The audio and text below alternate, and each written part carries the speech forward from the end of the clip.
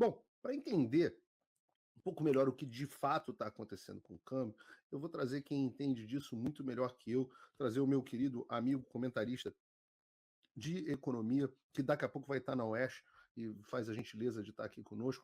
Bruno Musa, que bom estar aqui com você.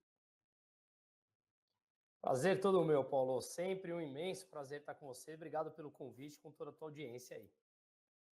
Eu que agradeço. Bruno, afinal, dólar disparando hoje caiu um pouquinho, ontem bateu recorde histórico acima do que dos sonhos mais molhados de qualquer especulador do mercado.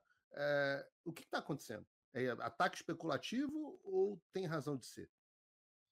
Bom, hoje acabou de ser aprovado, enquanto você estava fazendo a abertura do programa, não sei se você acompanhou, a PEC que você estava fazendo a brilhante apresentação que eu estava acompanhando, foi aprovada a PEC em primeiro turno na Câmara, ainda tem aprovação do segundo turno para depois ir ao Senado. Então, nesse momento que nós estamos falando, o dólar deu uma boa, de uma recuada, está caindo 2% agora, ele bateu uma máxima hoje, o futuro, tá? Eu estou falando de quase 6,31 e agora sendo negociado a 6,12. Então, está sendo um belo de um recuo, as curvas de juros que chegaram a subir 3% pela manhã, estão caindo 1,3% agora. Mas eu espero que o brasileiro não tenha tanta memória curta como a gente costuma ver, né? O que está trazendo agora de queda hoje é algo irrisório frente a toda a alta que tem, porque, de novo, o problema não está sendo endereçado. Basicamente, o que a gente vê de aprovação agora dentro dessa PEC, tem algumas questões importantes. Parece que em primeiro turno foi aprovada a questão dos super salários, onde você limita, incluindo os penduricalhos, os super salários atrelado à máxima do que é o judiciário, de 44 mil e alguma coisa.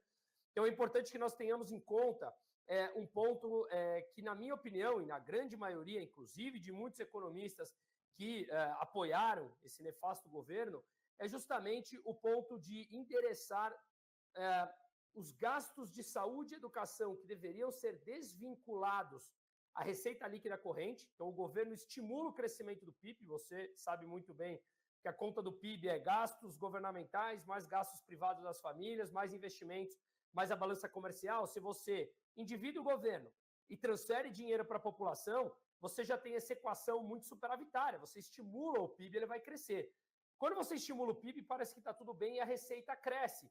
Então, aumenta a receita, ele tem que aumentar os gastos deles. Entramos nessa dinâmica desse ciclo perverso econômico, onde o endividamento continua crescendo, e é o que está acontecendo. E para finalizar, eu não conheço nenhum país no mundo onde o salário dos aposentados, ou melhor, os benefícios, quanto que um aposentado ou pensionista recebe, ele tem a ver com um crescimento real e não apenas a correção pela inflação. E quando você olha o salário mínimo, também todas as regras alteradas pelo PT, ele tem um crescimento de inflação mais o crescimento do PIB de 2 anos anteriores. Ou seja, é uma dinâmica perversa das contas públicas que, quando você sobe o salário mínimo, você sobe de toda a camada, aposentados, pensionistas, bolsistas, Bolsa Família, BPC, etc. e tal, e isso joga essa dinâmica da dívida para cima. Dívida para cima significa você emprestar dinheiro para alguém que é mais endividado. Você cobra mais juros a um prazo menor. É isso que o mercado está dando, precificando a valor presente a perspectiva do endividamento futuro que não para de crescer. Opa, desculpe interromper o seu vídeo, mas desde 2022 eu continuo com as contas bloqueadas e o passaporte cancelado pelo Xandão. Se você aprecia o meu trabalho e tudo que eu faço pela liberdade de expressão, tem um lugar onde você pode se tornar meu apoiador com uma pequena quantia por mês. Acesse www.paulofigueiredoshow.com e torne-se meu apoiador, e aí você vai receber conteúdos exclusivos e desconto nos meus cursos. Ou então você pode se tornar meu patrono Gold e passar a me pautar, tem reuniões comigo, você entra para o meu grupo de WhatsApp, que eu uso sempre. O link para tudo isso está aí na descrição. Foi muita coisa de economia, Bruno. Vou baixar vou dumb down aqui para as pessoas que estão em casa, que estão menos acostumadas com os jargões econômicos. Vamos lá. Então, o que você está dizendo para a gente é que o que está acontecendo não é um ataque especulativo. O mercado, e esse mercado, como o Galipo diz, não é algo monolítico, são pessoas tomando decisões o tempo inteiro, pensando no melhor para si mesmo, pensando nos seus melhores investimentos. Eles estão vendo que algo não vai bem na economia do Brasil. Uma dessas coisas que não vai bem na economia do Brasil é a trajetória do quanto que o governo tem gastado. É isso que você está explicando para a gente? Exatamente isso. Vamos lá. Então vamos tentar traduzir de forma simples. Primeiro ponto, não é especulação. Eu fiz um vídeo agora que vai ao ar no meu canal amanhã, Paulo, que eu peguei vários momentos da história argentina, do Hugo Chávez e do Maduro. Todos eles, em momento de crise, falam que a culpa é do especulador e a culpa é do mercado. Isso é uma retórica, uma narrativa que eles precisam justificar para colocar a culpa em quem não tem, porque o culpado é ele mesmo. Vamos traduzir basicamente. Se você ganhar 10 e gasta 12, você precisa achar 2 para fechar a tua conta todo mês. Se você não tem reserva, você precisa achar alguém que te empreste esses R$ 2. No primeiro mês você consegue, no segundo mês você consegue, no terceiro, sucessivamente, você vai se endividando mais, porque todos os meses você está precisando de dinheiro emprestado para cobrir esse rombo, e quanto mais endividado você fica, e não dá nenhuma perspectiva de que você vai cortar os seus gastos para equilibrar, pelo menos, gasta 10 e ganha 10, os juros, ou seja, aquilo que as pessoas, os investidores que estão dispostos a te emprestar dinheiro, cobrarão como juros para te emprestar o dinheiro, cada vez é maior. Essa dinâmica de juros não para de escalar e subir se o governo não dá uma sinalização: ei, eu vou cortar meus gastos.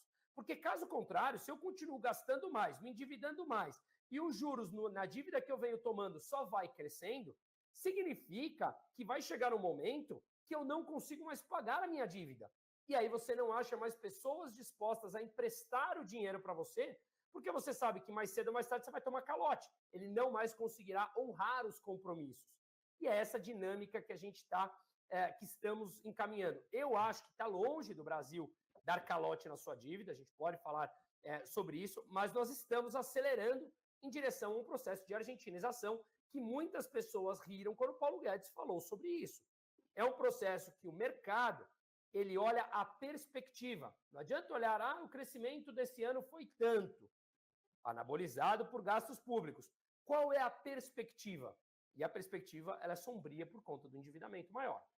Mas está havendo fuga de capital do Brasil, Bruno? O dinheiro está saindo do Brasil?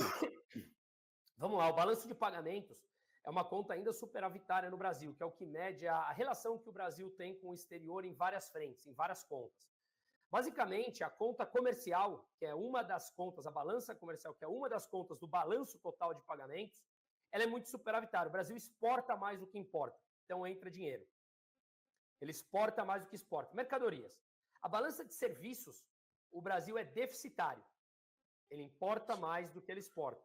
Contrata mais serviços do exterior do que é contratado, empresas brasileiras são contratadas para prestar serviço no exterior. Perfeito. Agora, um dado importante foi, pela conta financeira, dinheiro mesmo que entra e sai de brasileiros, nós tivemos a maior fuga de capital desde 1982 em 2024 dentro da balança de pagamentos. Desde 1982. Então, a balança total, ela ainda é superavitária. Mas as contas importantes, balança comercial de exportação e importação, ela é superavitária, mas menor do que do ano passado.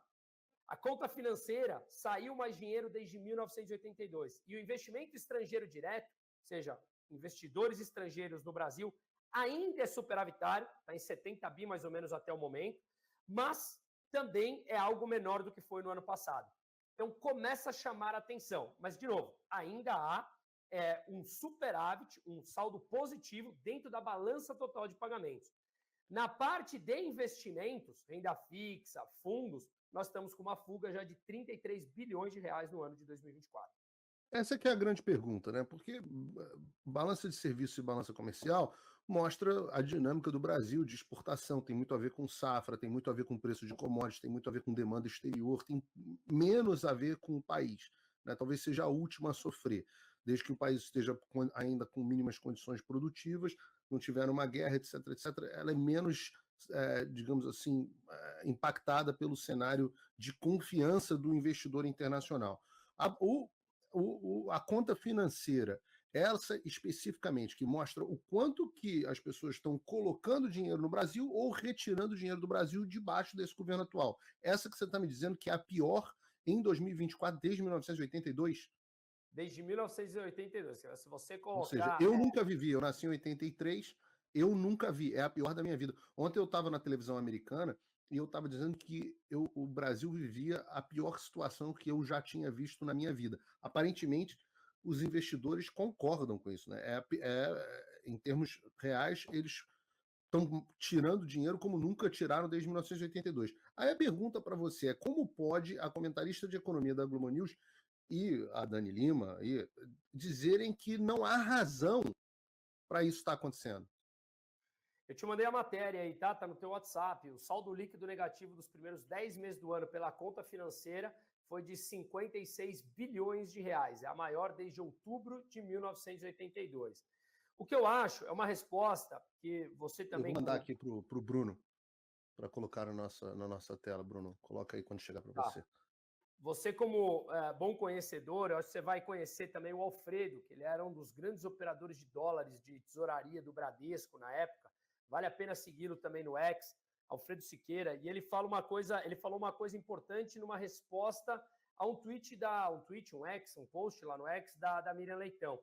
A militância dessas pessoas não permite que elas vejam os fatos. Ou então, descaradamente, você tem uma distribuição ali de benesses em que ela passa a ser um braço por completo do que hoje muitos já chamam de rede estatal do Lula, que é a Globo News. Porque uma coisa é você ter uma ideologia diferente, e está tudo bem, eu acho que nós precisamos ter pessoas que pensem diferentes para nós entrarmos num debate positivo e engrandecermos um país, engrandecermos a todos nós como seres humanos. Outra coisa é você discutir dados. Discutir dados, você está relativizando a verdade. Quando você não acredita em mais nada, você não consegue distinguir o bem e o mal, ou a verdade da mentira. E, consequentemente, aí você consegue manipular essas pessoas por completo. Então, a única coisa que eu vejo é ou conivência, porque eu não acredito na ignorância delas, então eu vejo conivência com irresponsabilidade nos pontos. Veja aí. Então, essa matéria do próprio Globo, eu que não sou leitor, mas nem assinante, obviamente, mas eu quis pegar justamente deles para verem que, de novo, não estamos pegando de uma revista que dizem que é alinhada a nós, é Oeste, a Gazeta do Povo. Não, está aí do Globo. Então, esses são números, 56 bi desde 1982. Então, acho que vale a pena entendermos esses detalhes que, de novo, para mim, é uma militância cega que não está lá para informar, está lá para nitidamente tergiversar a verdade e tentar manter a massa manipulada. Eu acho impressionante porque 1982, por um acaso, foi até governo do meu avô, e foi a crise do balanço de pagamentos no Brasil quando os Reaganomics foram implementados e os Estados Unidos levaram a taxa... Você teve dois problemas, né? Segunda crise do petróleo, que foi maior do que a primeira, né? E você teve os Reaganomics, né, com a taxa de juros americana chegando a 12%, 13%, depois chegou até perto de 20%.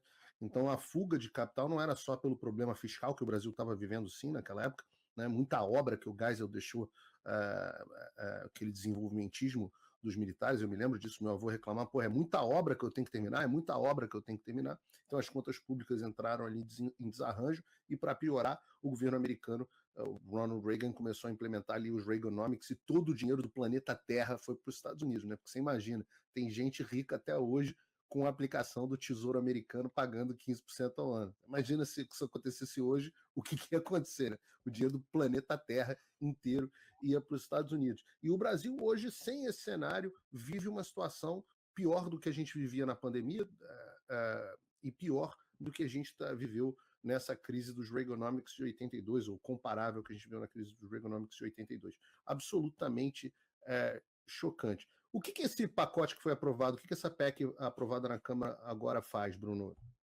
Bom, 2 pontos importantes que ela passou, vamos lembrar que foi em primeiro turno, então ainda tem o segundo turno e depois ela iria para o Senado, né, ou irá para o Senado.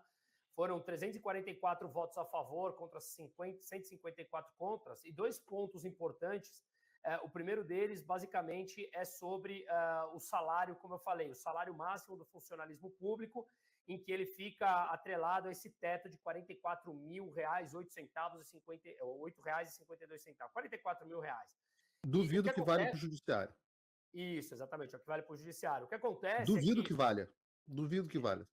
Na Eu também, prática, eles vão dizer que tem férias, que não sei o quê, que o cara está acumulando no TSE e que aí está acumulando 2 varas diferentes. Se eu olhar os salários, não só do Poder Judiciário, os procuradores também do Ministério Público, você cai para trás. Todo mundo ganhando mais de 100 conto. Exatamente, é bem isso mesmo. E nós temos, eu fiz um vídeo falando sobre isso, que eu peguei os dados do IBGE, mostrando que o funcionalismo público, 70% dele tem estabilidade, 70%. Isso inclui uma série de cargos administrativos, secretária, copeira, como se não existisse no mercado privado de forma muito mais barata, né? Ou seja, é uma bizarrice em que o funcionalismo público no Brasil, com quase 13 milhões de pessoas, consome 14,5% do PIB. Você pega a média da OCDE é 9%, no Chile são 6%, no México 5%. Então a gente vê que é uma desproporção absurda e não é a grande massa de funcionalismo público não, hein, Paulo? Nós estamos falando da elite do funcionalismo público que consome lá seu Pareto, 80% do consumo vem de 20% dos funcionários, né? Que estão lá nos altos cargos do judiciário, do legislativo. E vamos lembrar que nós temos o judiciário mais caro do planeta Terra, 1,6% do PIB de custo, para trazer ineficiência, censura, sem respeito à Constituição, tudo aquilo que a gente já sabe. Mas, bom, na regra, o que foi aprovado, e veja, só um parênteses mais, veja como a regra no Brasil não vale nada. Quando eu li isso, a primeira sensação que eu tive foi, eles vão achar um caminho ali para enganar. Foi exatamente o que você quis dizer no teu comentário. Então, a falta de confiança que nós temos na regra brasileira, ela é tanta. Imagina um cara que vem para colocar bilhões de reais aqui. Então, o cara olha e fala, bom, será que faz sentido? Mas, bom, vamos ler a regra como um todo. A regra significa que, hoje, como é que está funcionando hoje? O teto é 44, só que os tais penduricalhos, que faz com que o salário suba 100, 200, 300, e tem alguns que chegam a receber mais de 1 milhão por mês, os penduricalhos, que também não são tributados, não entrem nesse teto. O que supostamente foi aprovado é que, agora, nessa PEC, os penduricalhos entrariam dentro dos 44. Estou contigo. Duvido por completo. Vamos ver como eles vão fazer, mas a regra é essa e teria que ir para o segundo turno. E o segundo ponto importante foi a questão do repasse para o Fundeb, o Fundo de Educação Básica, em que o governo queria que tivesse um transbordo, ou seja, um repasse de 20% do que a União passa para o Fundeb, e agora será de 10%. Então, isso acabou sendo ruim também, porque abre mais espaço para o governo gastar mais por fora do orçamento, algo técnico também aqui, que caberia a gente entrar, ou seja, os chamados gastos parafiscais. O governo acha mecanismos, assim como a Dilma fazia, e hoje esses gastos que eles acham mecanismos de não passar por dentro do orçamento, mas por fora do orçamento, já está estimado em 100 bilhões de reais, então tudo isso incrementa a dívida como um todo. E aí outros pontos que foram aprovados dentro desse primeiro turno foi basicamente o abono salarial, em que, se aprovado no segundo turno e no Senado, pessoas que ganham até 2 salários mínimos não mais teriam acesso ao BPC, ao benefício de prestação continuada, ao abono salarial, e sim pessoas que recebem até um salário. Quanto isso economiza, Bruno? Isso tudo aí. Vamos lá, se tudo isso for aprovado, do abono salarial são 18 bilhões de reais em 6 anos. Vamos fazer, segundo a ministra Tebet, 18 bi em 6 anos dá quanto por ano? 18 em 6 vai dar 3 por ano. 3 bi por ano. Segundo a Tebet, hein? Que eu adoro os apelidos. Eu tô otimista. 18 bi em 6 anos. Qual que é mais? Segundo a Tebet, os gastos com vinculação da Previdência, como eu falei, ao salário mínimo, custa 1 trilhão e 300 bilhões em 10 anos. Cada alta na Selic, cada alta, 1% da Selic, que o governo precisa subir, que o Banco Central precisa subir para conter a inflação por causa do governo, são 50 bilhões de gastos adicionais. O pacote nasceu morto. O pacote nasceu morto. Para que serve? Ah, meu Deus, vamos lançar um pacote fiscal, o dólar vai cair. Economizou quanto? 3 bilhões. Qual foi o déficit no ano passado? 130. Não faz nem cócega. Qual vai ser o déficit nesse ano? Ninguém sabe, né? Algumas estimativas ali estão na casa dos 70, 80, o governo fala que vai ser na casa dos 30, então tem um leque bastante grande dentro desse range aí que está sendo estipulado. Mas, claro, vamos lembrar que, mesmo que seja 30 como o governo estipula, tá? A banda inferior permite até 28,5 bi de déficit. Provavelmente será estourado, mas só para finalizar, imaginemos, finalizar esse assunto, imaginemos seja 30, tá? Para inventar aqui, e o governo acertou. Nós temos 100 bi que estão sendo gastos fora do orçamento. Ah, então cumprimos o arcabouço fiscal, entregamos 28,5 de déficit. Você gastou 100 bi no cartão de crédito e você finge que isso não conta nada. Cartão de crédito é uma analogia como se nós fizéssemos na nossa vida. Ou seja, você está inventando formas de gastar que não entra no orçamento, basicamente entra no orçamento que é despesa primária. Ele coloca lá na contabilidade como despesa financeira, ele joga o dinheiro para o BNDES empresta esse dinheiro subsidiado e entra como despesa financeira e não é computado para fins do arcabouço fiscal. Mas está sendo gasto em forma da dívida.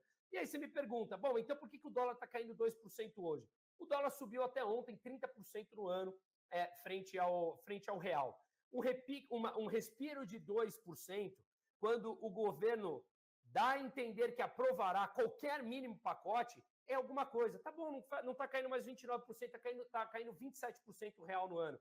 Também não significa absolutamente nada. O mercado no pânico pode ter puxado a mais, a menos, não dá para saber quanto que é o teto disso, mas significa que a gente continua tendo uma moeda que perdeu 27% do seu valor de compra se nós olharmos apenas em 2024.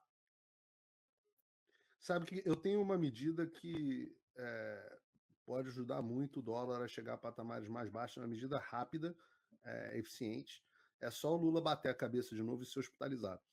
E rapidamente o dólar cai, a curva de juros também cai, a bolsa sobe. É a melhor medida que pode acontecer, o Lula bater com a cabeça mais uma vez.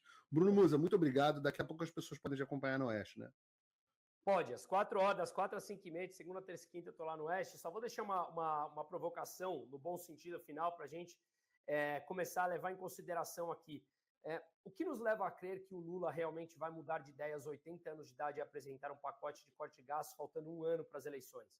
Portanto, gente, até faço aqui o meu jabá, se quiserem entrar, se me permite, Paulo, lá no meu site, brunomusa.com.br/investimento, porque eu falo ali com pessoas para entender o perfil de cada um de investimento, porque, no fundo, Paulo, é o seguinte, desde 1º de julho de 1994 até hoje, o real perdeu 96% do seu poder de compra. Com R$100 comprava, hoje você compra mais ou menos R$13,87.